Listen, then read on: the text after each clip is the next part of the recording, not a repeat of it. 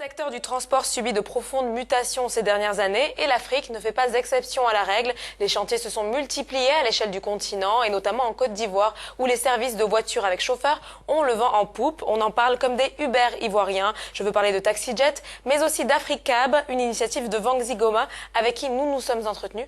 Nous lui avons demandé en quoi le modèle économique proposé par Africab diffère-t-il des autres qui œuvrent dans le même secteur. Écoutez. Alors, le modèle aujourd'hui économique d'Africab est un modèle qui est basé sur la propriété. Il y a plusieurs offres de BTC qui ont été lancées sur le marché. Et nous voulions baser notre offre sur la qualité de notre service. Donc aujourd'hui, nous formons nos chauffeurs, ce qui implique que nous devions aussi avoir des excellents formateurs qui ont été ainsi formés un peu partout en Afrique pour avoir une excellente qualité. Et nous avons aussi des voitures qui nous appartiennent. Now, do you think this is a first, or do you consider it a first in the? Vous considérez donc comme un précurseur dans ce secteur en Afrique? Alors, notre formation se fait en plusieurs étapes. D'abord, tous nos chauffeurs repassent l'examen du code de la route. Puis, il y a un processus de recrutement en 3 phases. Premièrement, le face-à-face.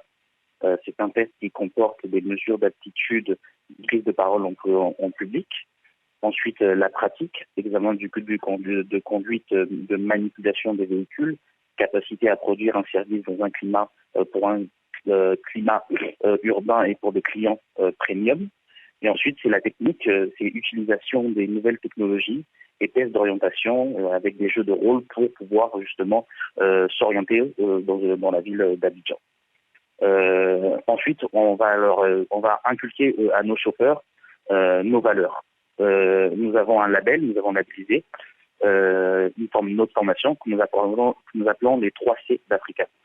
Le premier C, c'est pour la conduite. Donc, j'ai dit tout à l'heure, les chauffeurs repassent la conduite théorique et pratique. Ensuite, c'est la courtoisie. Tous nos chauffeurs doivent être avenants et doivent savoir prendre soin d'un client tel qu'il soit. Et le dernier C, c'est la communication. Nos chauffeurs doivent avoir une excellente élocution et peuvent être jusqu'à être bilingues et parler plusieurs langues. Aujourd'hui, nous avons des chauffeurs qui parlent espagnol, anglais et même arabe. Aujourd'hui, nous avons des femmes chauffeurs au sein d'Africab. Il faut savoir que c'est une nouvelle activité pour elles. Parce qu'en effet, jusqu'à présent, cela n'était pas bien vu dans notre culture qu'une femme puisse devenir chauffeur. Donc, nous essayons de bouleverser un peu les mœurs et de donner la chance à ces femmes qui sont tout aussi qualifiées que les hommes de pouvoir s'exprimer au sein de notre entreprise. Et aujourd'hui, nous sommes fiers de dire que nous avons 6 femmes chauffeurs qui travaillent au sein d'Africab et nous espérons en avoir bien plus. Alors, dernière question, avez-vous pour ambition avec Africab de toucher d'autres pays africains?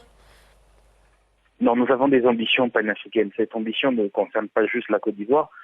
Pour vous donner des chiffres, en Côte d'Ivoire, nous espérons d'ici la fin de l'année, donc 2016, avoir 180 véhicules.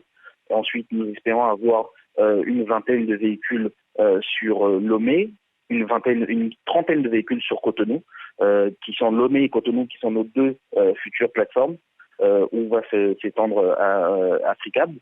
Et ensuite, on espère aussi pouvoir, d'ici la fin de l'année, ouvrir sur Brazzaville et Kinshasa. Et pourquoi pas Dakar.